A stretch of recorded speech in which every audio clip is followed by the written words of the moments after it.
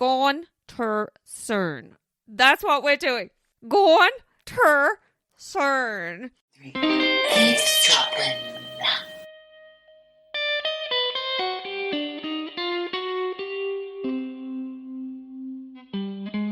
Hello, Michelle. It's that time of the week again. It's eavesdropping in the day and night and any old time you prefer.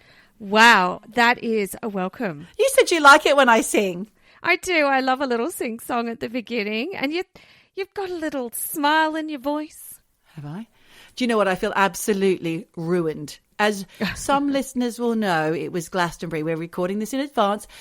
But it was Glastonbury over the end of June weekend. It wasn't a long weekend. It was a fucking long weekend for me. I tell you what, started on Thursday.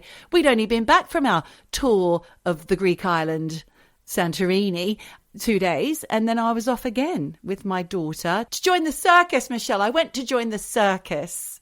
Oh, and how was the circus? Did you feel like running away with the circus forever? If I could walk another step, I would probably run away with them. And it was great fun. I was working with a theatre arts group called Emergency Exit Arts, who do incredible stuff, especially street theatre here in the UK and London and other countries as well.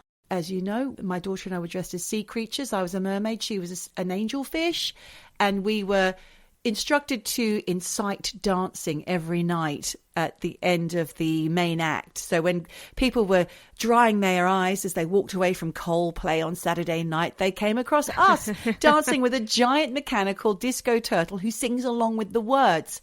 It was great fun. We'll post some pics on the socials for you. I would love to see that.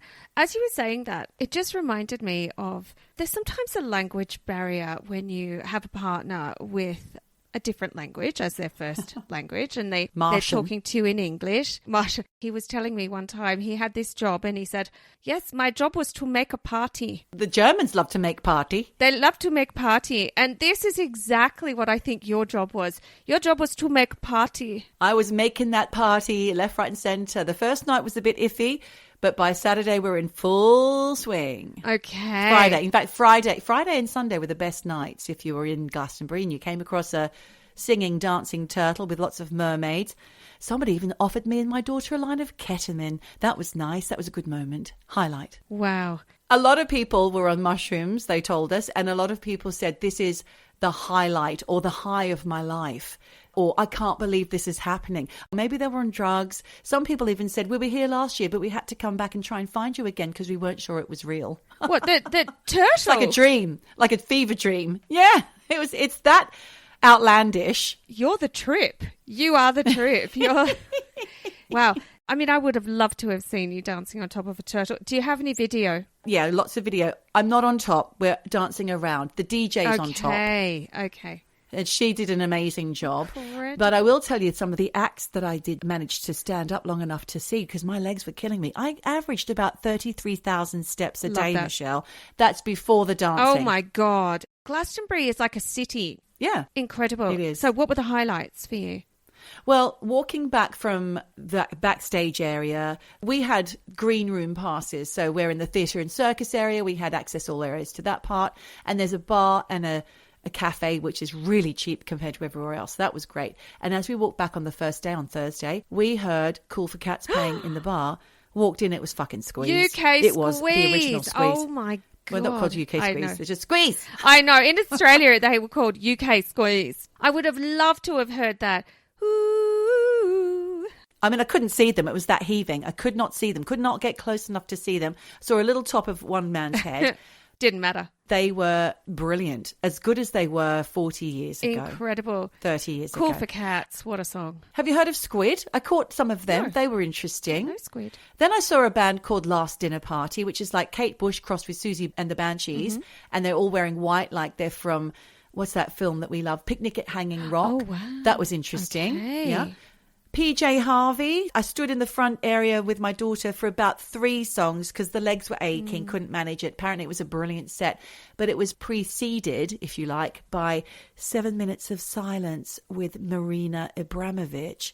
as a call to peace. 7 minutes is a fucking long time in the heat to stand there with your hand on a stranger's shoulder. Jesus Christ. With your eyes shut. You know what? She could have done that for 7 seconds and probably got the same effect because everyone was fucked, needing a glass of water. Yeah. She should have done it for Coldplay because I wasn't planning on being there. I don't mind. I Oh. don't mind a bit of Chris Martin every now and again. Right. I don't. Well, it's a very sad, very melancholy, aren't they? Speaking of melancholy, they're an Irish band. They're not Twiddly-Dee, which is good because they are kind of an ancient-sounding band. I saw these guys, Lankum. They're already on my radar because I like a bit of folk.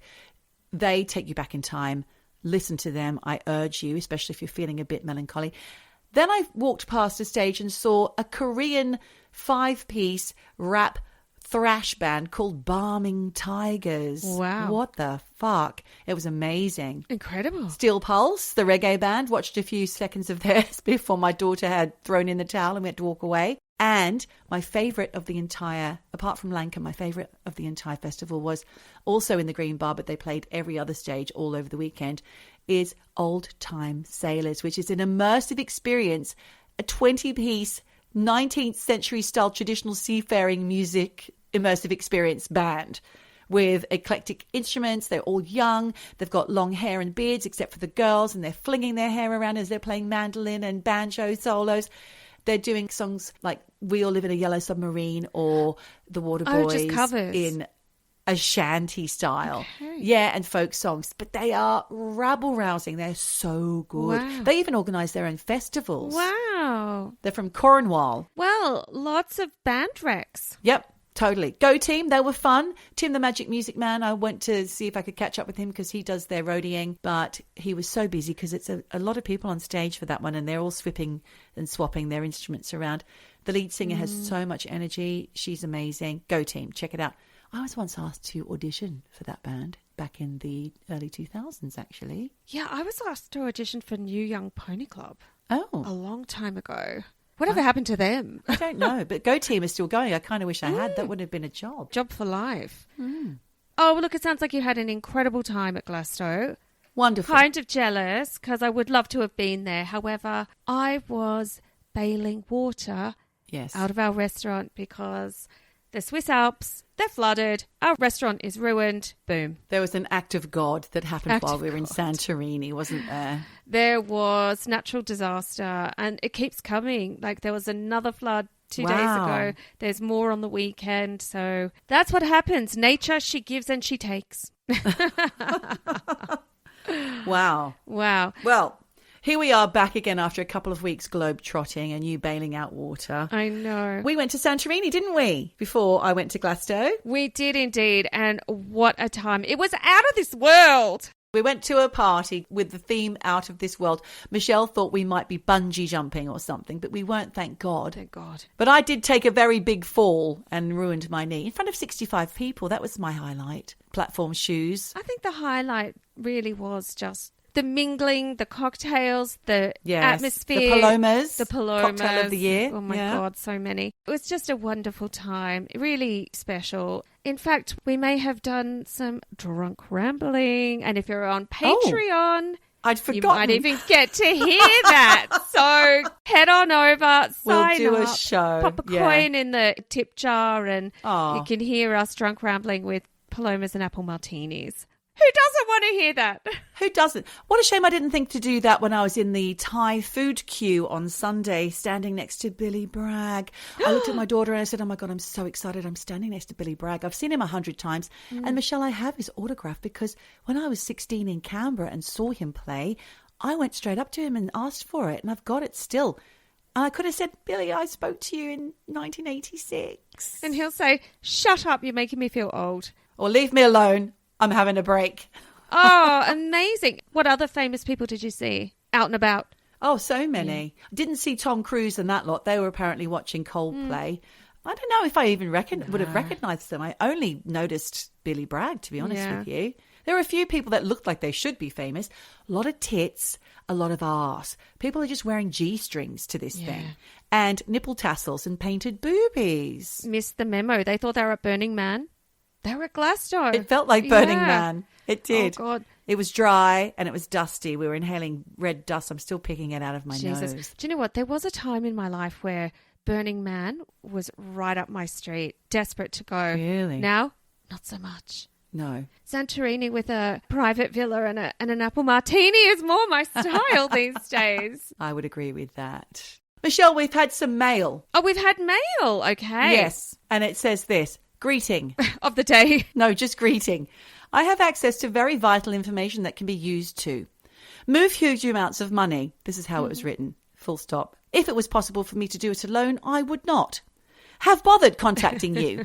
Ultimately, I need you to play an important role in the completion of this business transaction. Regards, Mr. Alexander Bulliander, and I name him just in case anybody else gets a letter from him because I think it might be fakey-dakey. Woo. Serious? That's not fake. It's real. He wants to give you $1 million for helping him move money. Why not? That's kind of him. Put a pound in a box. You know what? That sucks, doesn't it? People are still trying to do that? What's that about? Yeah, but I get phone calls like that all the time. Phone calls? All the time. Saying, Mum, give me money. Well, actually, do you know what? My trick now is I pick up the phone. If I don't know the number, I pick up the phone and I just don't say anything. Yes, I do that too. If you can hear the buzz of the call centre in the background, just hang up. Well, they normally hang up, actually. But there's one where they say that they're from the police and this and that. And it's just, it's ridiculous. No one rings. No one does voice to voice these days. It's too confronting to have that. So people don't do it. I have not so much had mail, but I did have a telewreck. Oh, okay. Was it from Safka? No, Eavesdropper Steph. Oh. Now, she said, I'm not a fan, but I watched this and cried. What is it? It is called I Am Celine. And yes, it's the Celine Dion documentary. Crikey. I saw the ad. Do you know what? I actually thought when I am completely brain dead and I just want to sit on the telly. Sit on the sofa watching Sit on the telly. Sit on the toot. Maybe I might watch I Am Celine. She said, I'm not a fan, but it was heartbreaking. Pretty sad. She looked sad in the ad. I've also just watched a Swedish. My partner is Swedish. We do try and watch things together, but there's one that had some subtitles and it was called Fallen. Now, is it the best Swedish crime noir that I've seen? No. But it had the woman who played Gara Norien. You know who I mean, don't you? Sophia Helene. Yes. She was in The Bridge. Yes, that's right. She is in this and, it's just one of those things. She's playing sort of the typical cop, whatever, but she's good. So that's a telewreck. I think you can watch that on SBS if you're in Australia. Okay. Well, Safka has been watching Brat. She loved that. And I am desperate to see it. Of course, she tells me where to watch it, but it's in Australia, so I can't watch it there. I think it's come out on something or another. I'll just Google it. Google it. And we did finish Sugar with Colin Farrell. Yes. And it wasn't as good at the end. I had to watch it all the way through, but it just wasn't that great.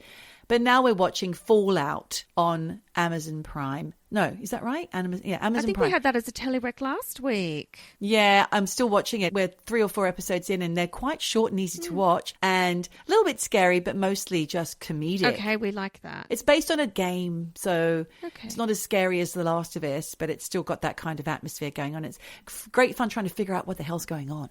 What is the big secret going on in this show? Love it. I keep getting Rex to watch, and I can't remember if this is the correct name. It's like Boy versus Whale or something. Yes, I've heard about that. So many people tell me to watch it. I remember watching about 5 minutes and thought, this is not for me. If anyone out there thinks I should give it another try, please get in touch. I might give it a go. Well, I'm going to wrap up those telerecs because... Yeah, wrap it up, Michelle. Wrap it up. With a bow, chuck it under the tree. Under the tree, wrap it up, put a bow on it because I'm going to just dive straight into my story this week. Yeah. Because... talking about Celine, talking about the fact that my partner is Swedish, it all ties in.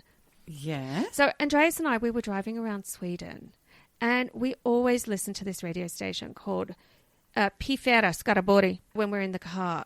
And this Avicii song came up. I think I've tried to sing this to you before. Yeah, I have a feeling I'm not going to know it. Wake Me Up. Go on then. Do I have to sing it to you again? When I think of Avicii, I think of ba ba ba ba ba ba ba ba ba ba. Lots of glowing lights and instrumental light EDM. Well, do you know what? He was the king of EDM, him and David Guetta. It's the era of the superstar DJ. And he was at the top.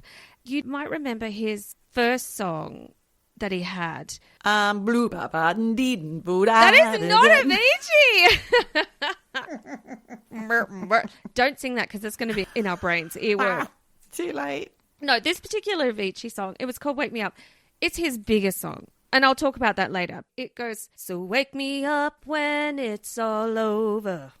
When I'm wiser and I'm older. All this time I was lost in myself. And I didn't know I was lost. Lovely. That's a beautiful song, but I don't recognise it. It was the biggest song in the whole world that year. Well, I had my ears shut, clearly. Clearly. All right. Well, look, it came on the radio.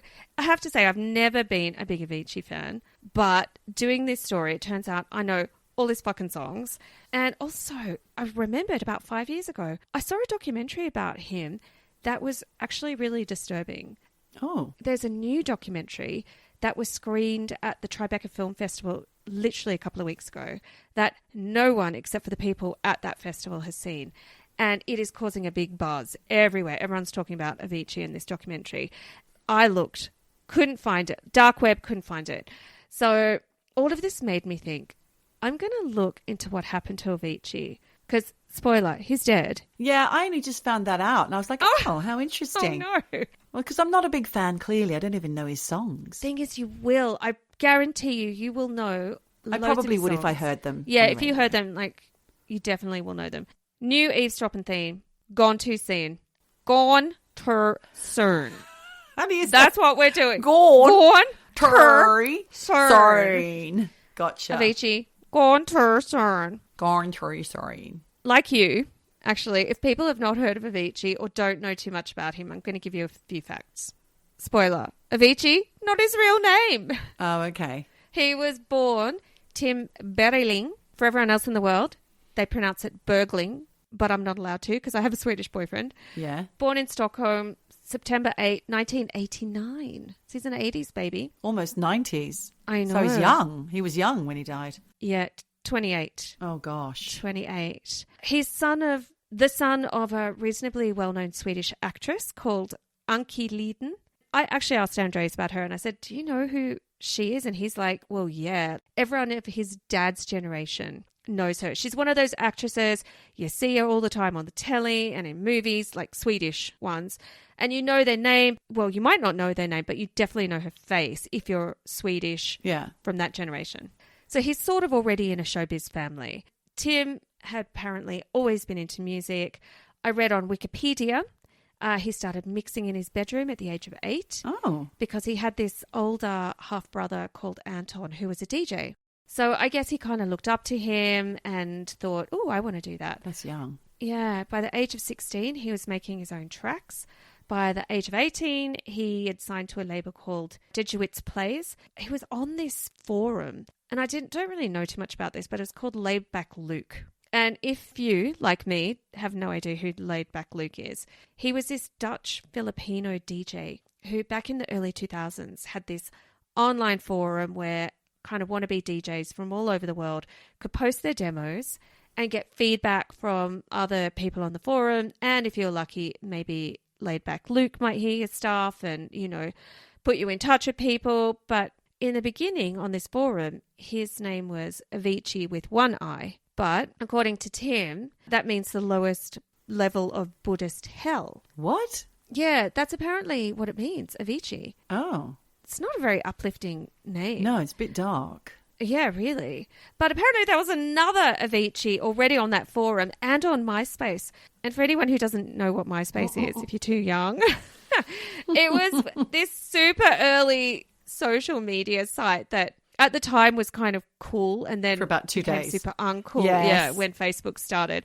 Well, I guess MySpace was really music oriented. Yeah. And he decided he was going to put an extra I on the end of Avicii because, he tried a million things and couldn't get a handle. And then Avicii with 2 I was available. So that's how he became Avicii. Avicii. Avicii.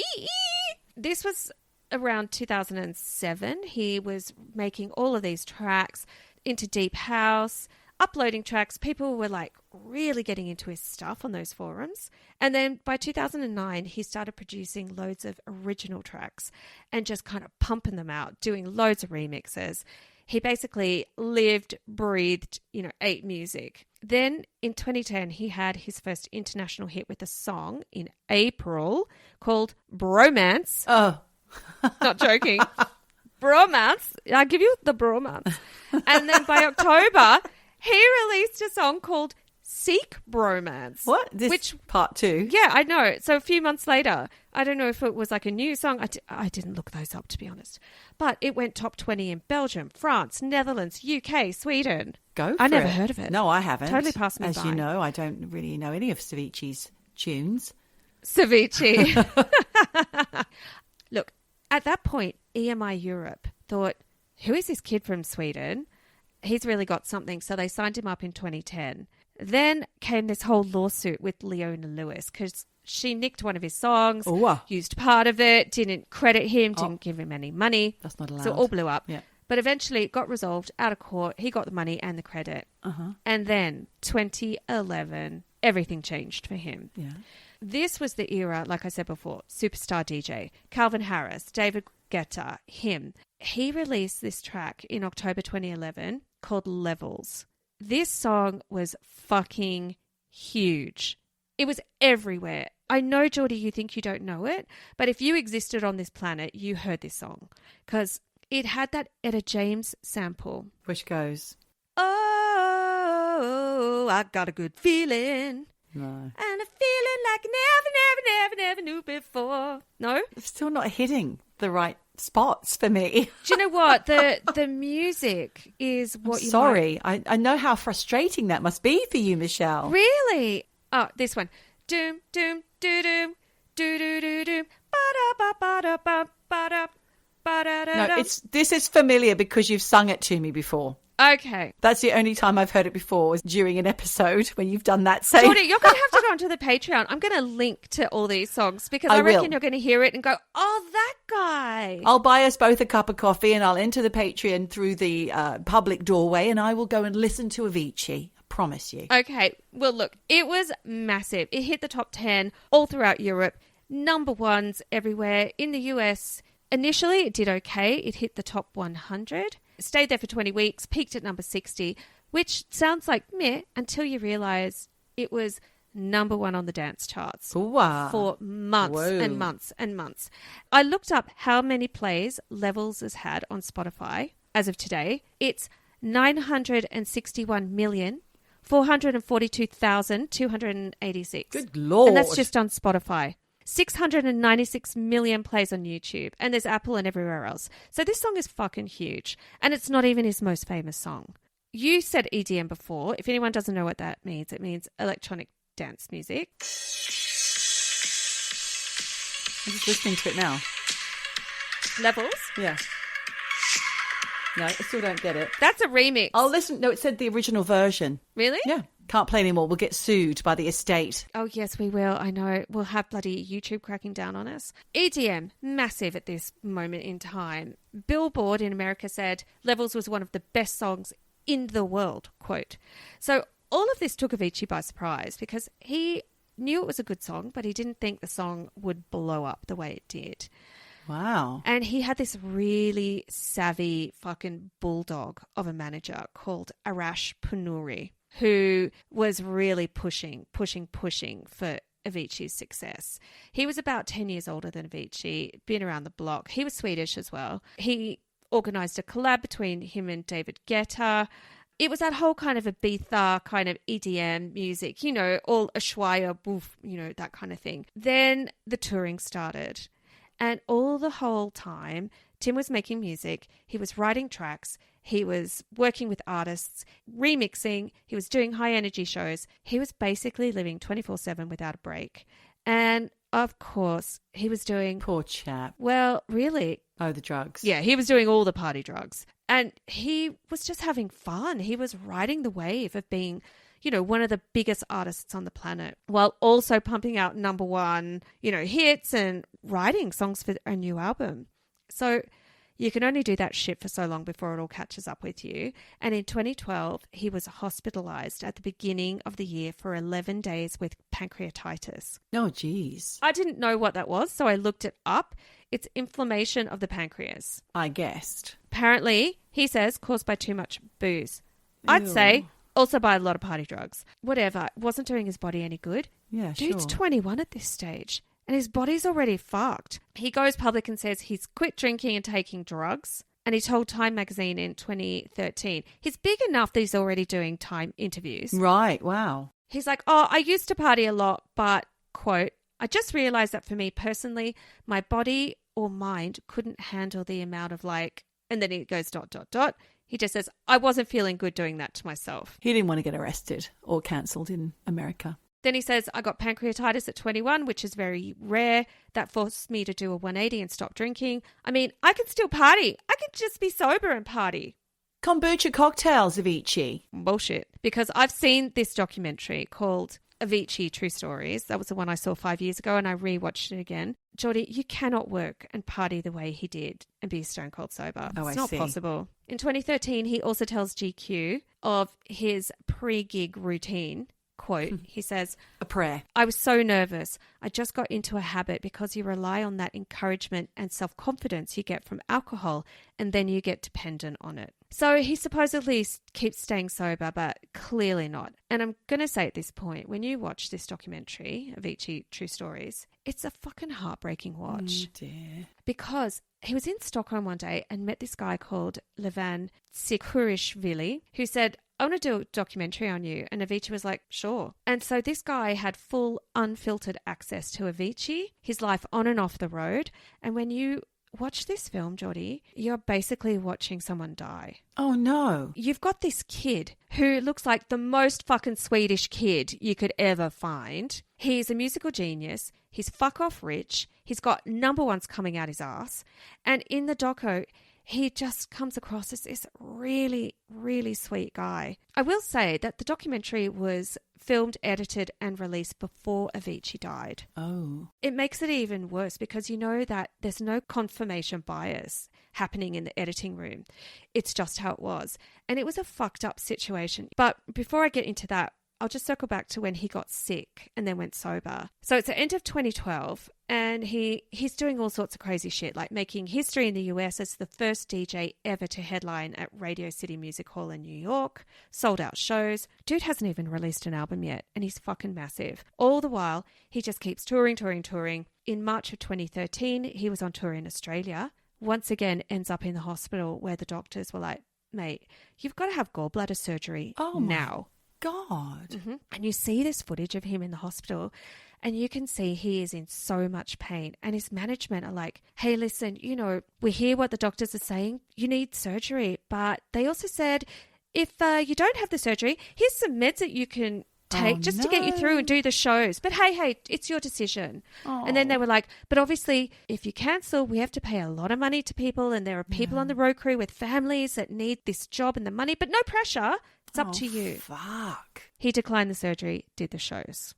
And pin that whole shitty episode because basically what we have here is this sweet, talented kid who just doesn't know how to say no to anyone and who is literally killing himself in the process. No. September 2013, Avicii did a show with tracks from his debut album called True. It wasn't what people were expecting from him at all because he'd done Levels and this whole kind of Euro EDM thing, David Guetta. He does this showcase of these tracks and it's EDM mixed with country and bluegrass. Oh. And people were like, what the actual fuck? They didn't like it? No, not really. They were a bit like, Where did you come from? Where did you go? Where did you come from? Cutting Eye Joe. Where did you come from? Cutting Eye Joe. Is that him? A little bit. I know that song. That song I sang to you earlier. It's not Cotton Eye Joe. And it wasn't Thingy Cyrus, Billy Ray. It wasn't anything like that. Don't break my heart. So that song I sang to you before, Wake Me Up, that is total bluegrass. When you hear, it's got a lot of guitar in it. And then there's this other one that he did with this really underground country singer. Can't remember his name.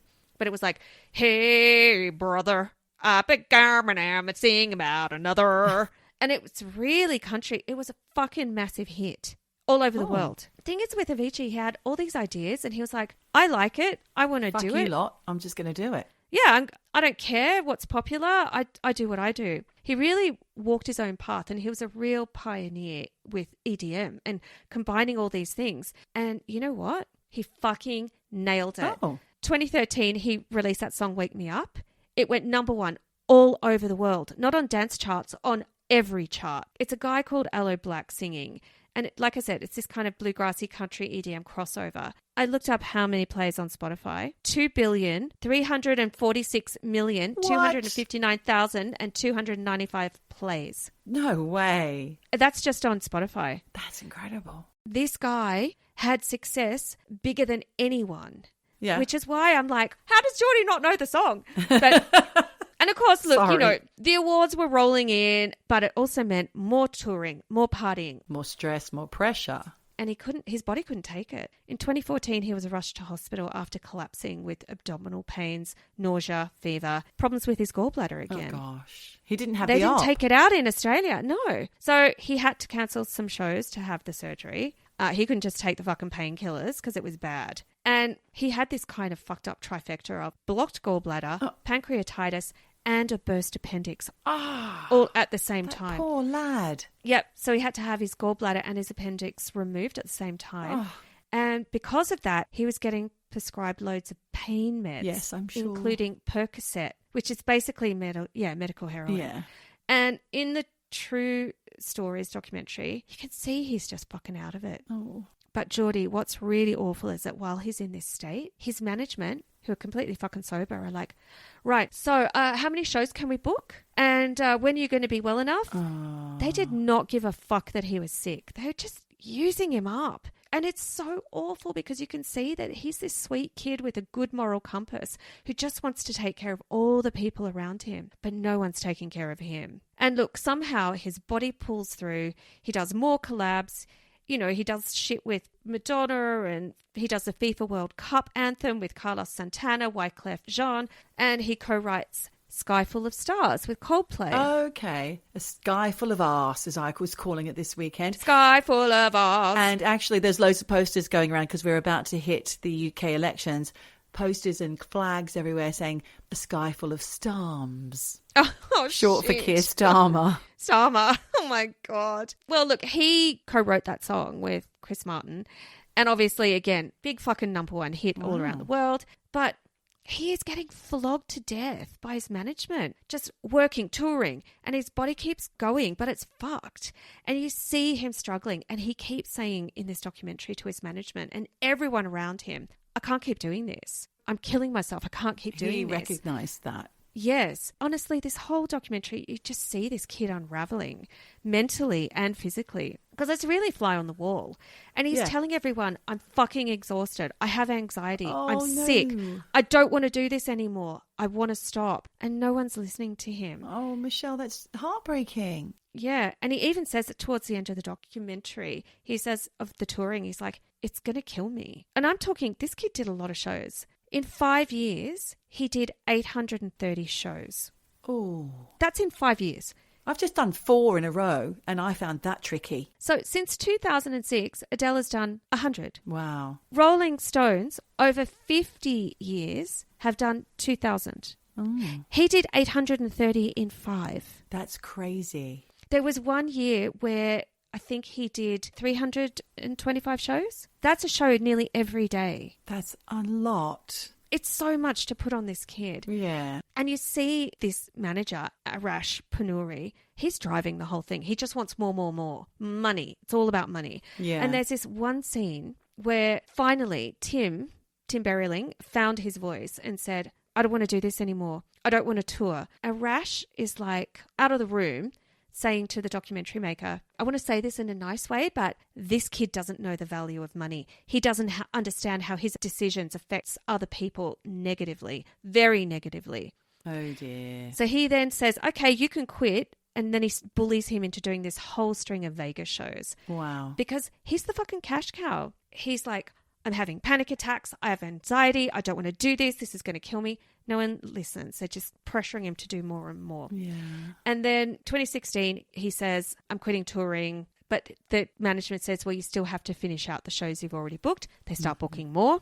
Oh. And yeah, it was shit. And he's like, you know, this is a quote from him because he was physically and mentally struggling. He says to his management, I've said I'm going to die. I've said it so many times. I don't want to hear that I should even entertain the thought of doing another He's gig. pleading with I know them. Arash knows this. Yeah, which is why I feel extra hurt because he has said I should play more gigs when it suits him. Oh, gosh. It's really, really awful. And finally, after 6 months of flogging him to death to finish out the final shows, he finally retires from touring. And at the end of 2016, Tim fires Arash. Good. All his management. Yeah. This documentary, Geordie, it ends with him sitting on the beach in Madagascar, living his best life. Him telling the documentary, I just want to make music and do things my way. I just want to be in my studio. I can't tour anymore. Mm-hmm. Fast forward to 20th of April 2018. He was found dead in Oman. Oh. He'd taken his own life by cutting his wrists with a piece of broken bottle glass. Oh, my goodness. His family came out and said that Tim could not go on any longer. He was 28. Oh, no. So obviously, you know, the guy who was a self-proclaimed introvert, hated the spotlight, loved music, but couldn't handle the industry. For me, it's a little bit Amy Winehouse, you know. The people around him didn't look after him. He was this fragile, sweet, fucked up, mentally and physically unwell kid who was just on loads of drugs. And, you know, it's really fucking sad. And I really urge anyone to, like, go online. You can find this documentary, I think, even on YouTube, the whole thing. However, of course, if you dig around on the internet, you can find people who think he was murdered. Yes, there'll be theories. There's this activist hacker group known as Anonymous. Yes, I've heard about them. Now, back in 2020, during the glory days of Corona and conspiracy theories, they suggested that Avicii was part of a clique, like high-profile celebs that included Princess Diana, Kurt Cobain, Michael Jackson, Marilyn Monroe, Chris Cornell, who have all been silenced after speaking out against child trafficking, i.e. killed. And they say it's all because of this music video that Avicii did in 2015 called For a Better Day, where it's about anti-child trafficking, and it starts off, you see these children in like the back of a truck being trafficked. God. And it's a really dark video, but they say absolutely points to the fact that he was killed because he was trying to stop this, you know, Hollywood child trafficking ring. My God. Because the money from that went to some kind of foundation against child trafficking.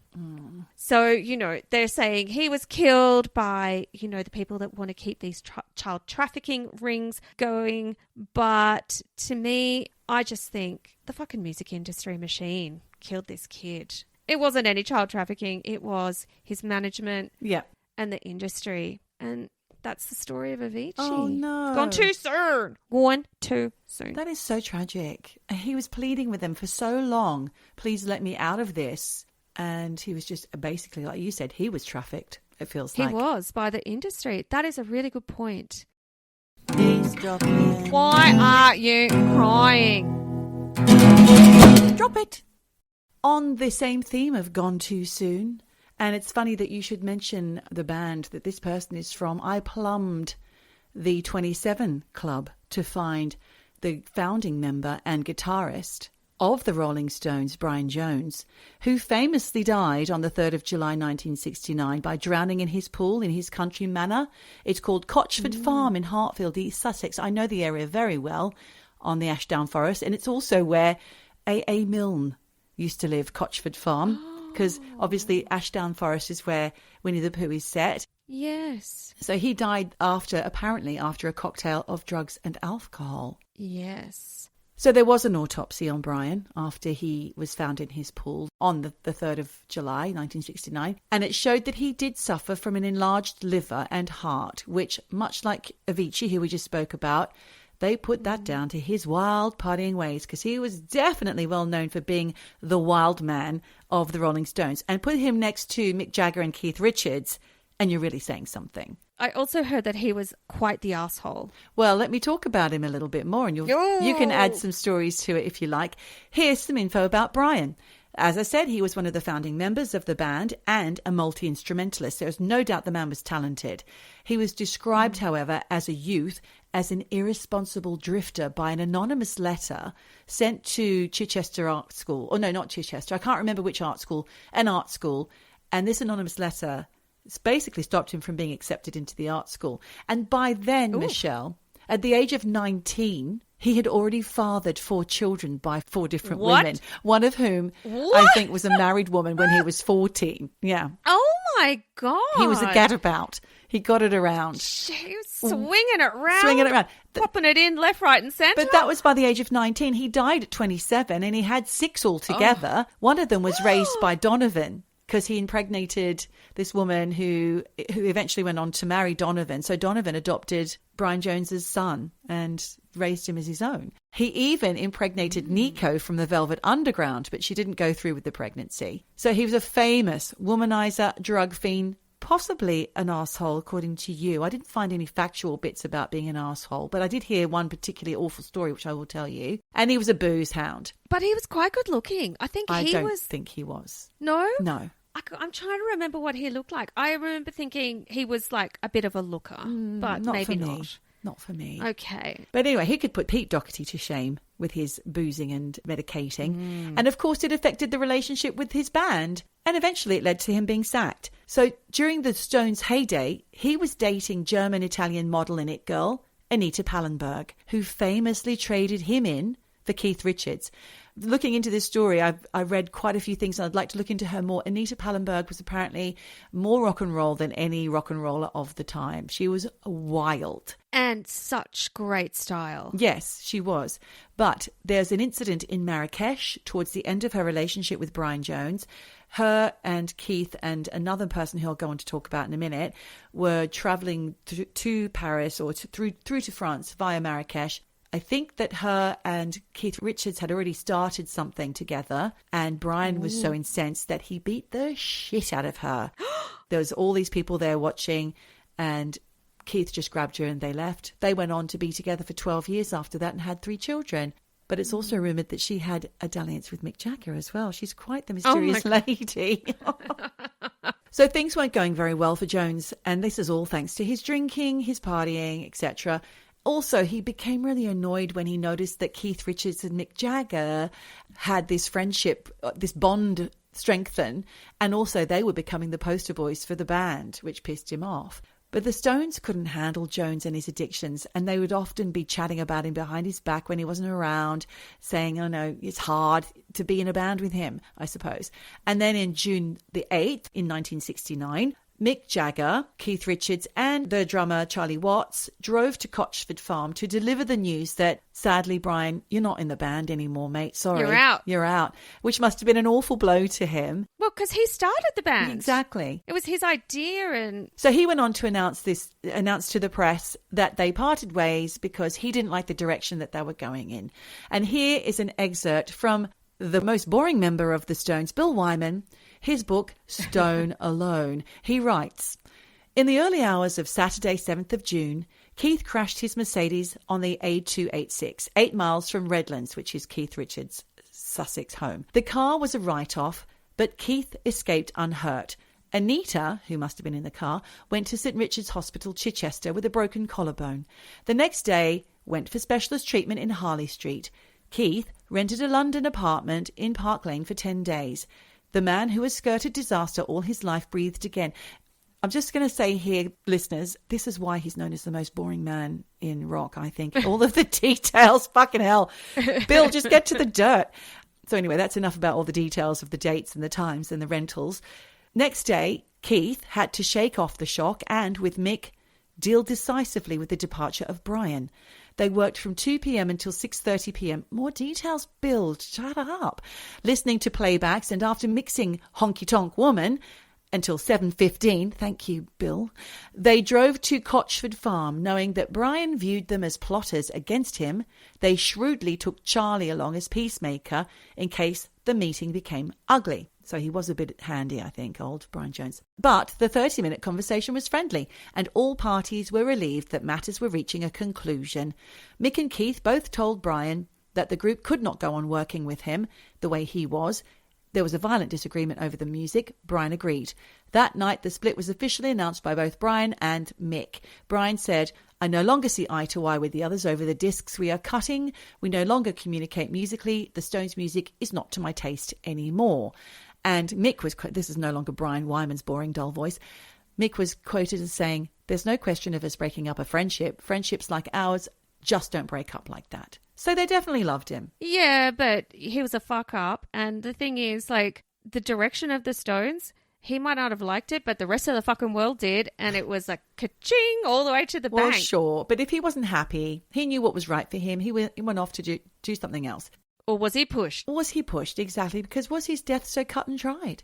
One of his many children, daughter Barbara Marion, told Sky News in 2019 that she believed he was murdered.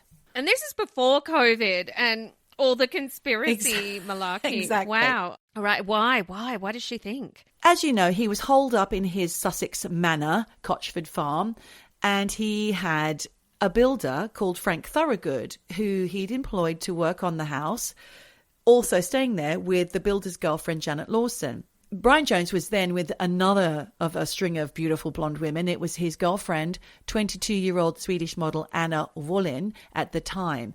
And Thorogood and Janet Lawson basically moved in. They ingratiated themselves into Brian Jones's celebrity circle, and they'd throw parties at Cochford Farm, and they'd be basking in the reflected glory of Jones's celebrity.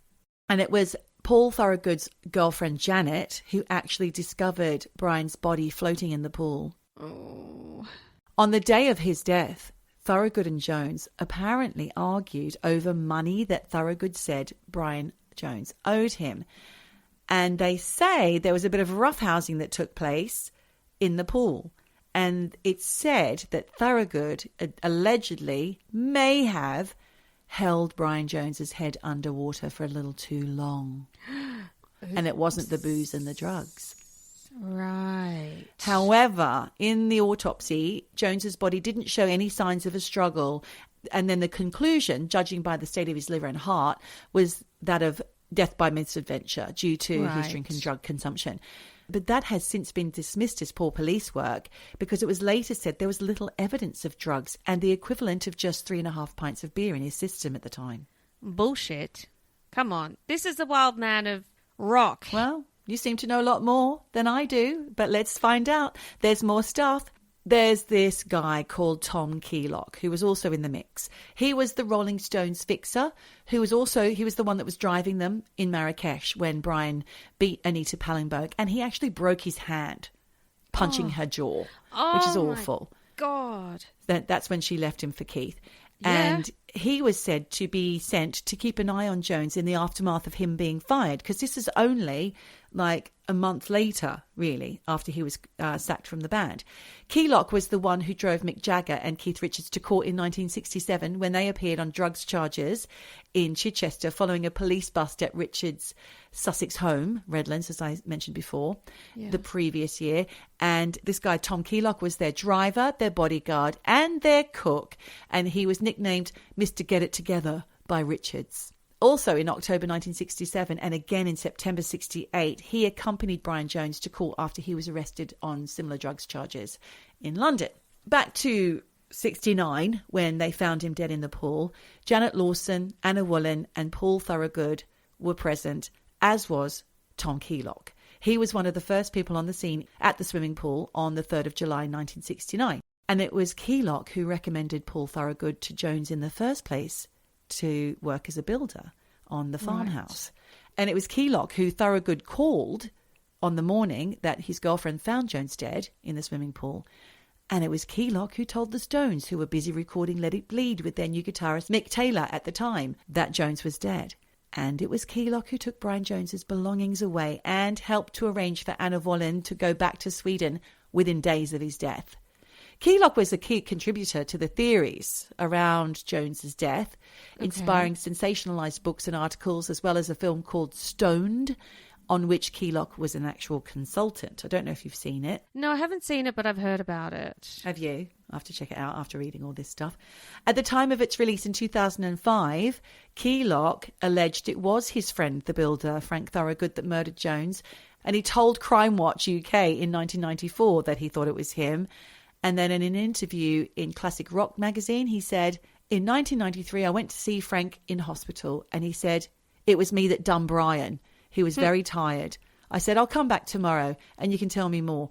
But he died during the night and I never found out the specifics. Right. However, Keylock himself is a suspect. There's a music writer called Jeffrey Giuliano who devoted years of his life to studying the conspiracies behind Brian Jones's death. And he believes that Keylock was the orchestrator of Jones's murder by employing several people to get Jones underwater so they wouldn't notice any signs of a struggle. And Keylock was standing on the side of the pool directing the operation. So I don't know what he bases that on, but Keylock's supposed involvement also throws suspicion on the Rolling Stones themselves, because another theory says that he was directed to kill Jones by one or more of the Rolling Stones. And one of the examples of these stories is that Keith Richards had threatened Jones with a knife earlier the same day of his death and ordered Keylock to finish it. But neither Jones or Richards had actually seen each other in months. Well, actually, that's not true. They would have seen each other a month before when they sacked him. That all just sounds a bit far-fetched. It's reaching. I don't know. I think it's reaching. And also, too, you said that this guy spent years investigating, his death. And that's what he came up with. That's what he came up with. And also, years? Who has the time? Who has the interest to spend so much time looking into the death of bloody Brian Jones? Yeah, exactly. Yeah, just use Google, mate. But there's more. That rumour still persists, apparently, about Keith. Then there's this one about the satanic murder plots, because at the time, the Stones were increasingly dark, and their album, Their Satanic Majesty's Request, kind of fueled the theory that Brian Jones was killed in a ritual sacrifice. And the evidence for this, and you'll love this, is said to be that Brian Jones's last photo session with the Rolling Stones became the cover for their album Through the Past Darkly, brackets Big Hits Volume 2, end brackets, which came out in September 1969, so months after his death. Brian's image is completely shattered on the back cover where the mirror cracks it. And he's also at the right bottom of the 5-pointed star configuration the band is laying in on the insert photo. I haven't seen the front cover, so I don't know. I think that's stupid. It's a little bit like Sgt. Pepper's. Oh, yeah. Paul is dead. Paul is dead, all that rubbish.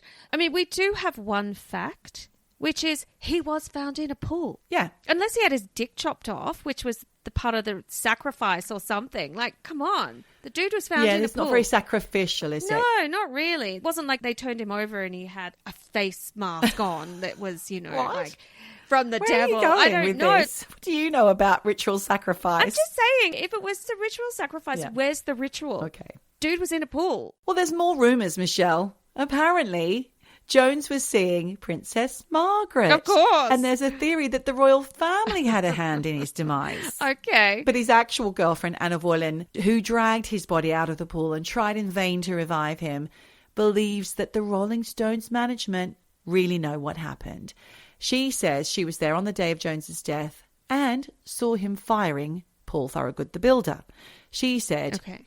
My Brian was a wonderful, charismatic man who was happier than ever. He'd given up drugs. He was looking forward to pursuing the musical career he wanted. We'd been blissfully happy together for 3 months, and he and I had planned to go to watch the Hyde Park gig that was being planned for that month to debut their new guitarist. Brian wasn't bitter about Mick Taylor replacing him. He was quite relieved, actually. He had wanted to leave the band for some time before they asked him to go. He didn't like the direction the music was taking. He wanted to play blues, and he didn't want to tour America anymore. It's also been bandied about that Brian Jones had possibly suffered from clinical depression at various times in his life, although I cannot prove that. And he had made attempts, apparently, to end his life twice in 64 and 65. And Charlie Watts also said, I believe he chose to die when we fired him. All worthy of the murderer, Charlie. Quiet. It's always the quiet ones, isn't it? He wasn't, of course, Charlie Watts. He wasn't the murderer. But Brian Jones at the time was in the process of starting a new band with Mitch Mitchell from Jimi Hendrix Experience, Alexis Corner, not sure who he is, Steve Winwood and John Mayall, who are great blues guitarists, and was still in contact with Charlie Watts and Mick Jagger when he died. August 2009, there was a Daily Mail investigation by reporter Scott Jones who revealed evidence that it was indeed Frank Thorogood that killed Brian, using evidence from Thorogood's girlfriend, who was present at the time, Janet Lawson. She said she saw Thorogood do something to Jones, but that's all she said. That's all I could find. So this is the handyman. Yes, the guy basically. who was living in there at the time. And Anna Wallen has also said to press, I don't know if Frank meant to kill Brian. Maybe it was horseplay in the pool that went wrong. But I knew all along he did not die a natural death. I'm still sure of it.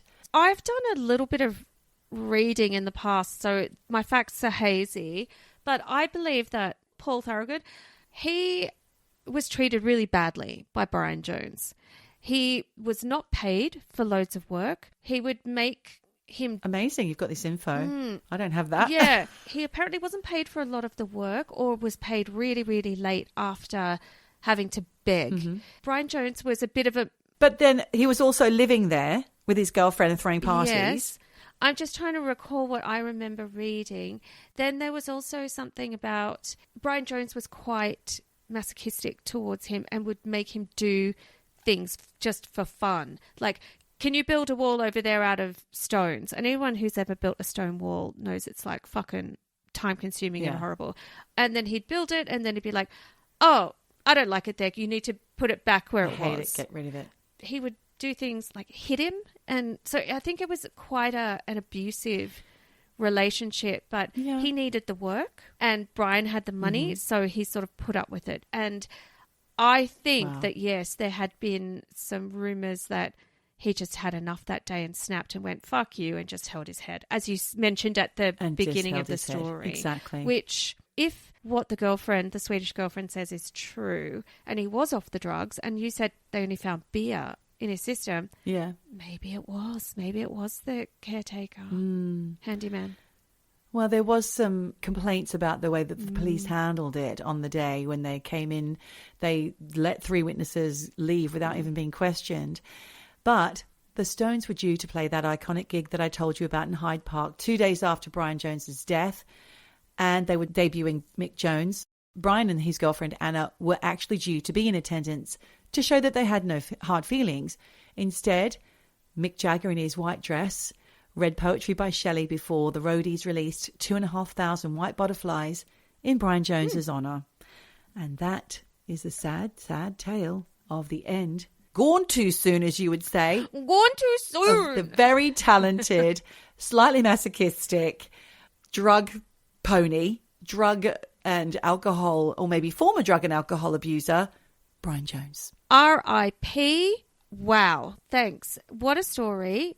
Like you said, there have been a few reports in recent years about this. They keep stirring up the conspiracy of Brian Jones. But thank you for the deep dive. Well, thank you for additionally adding some information in defence of Paul Thorogood, who obviously died without having to go through any kind of trial or anything like that. That nothing's been done about it. It's long done. Yes. Death by misadventure still stands. Yeah, it does. Although, of course, there's always questions. I mean, like with Avicii, people just don't want to believe that, A, he took his own life, or, his management just pushed him too far. They want to believe, it's because he was standing up against child trafficking, whatever it is. Come up with some crazy story where all the evidence and all the facts are basically right there for you to see.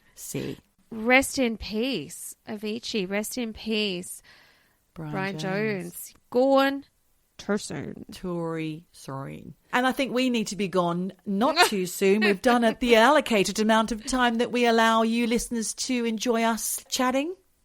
So for that, we're going to finish by saying, wherever you are, whatever you do, just keep eavesdropping. Eavesdropping. Eavesdropping. Eavesdropping. Eavesdropping.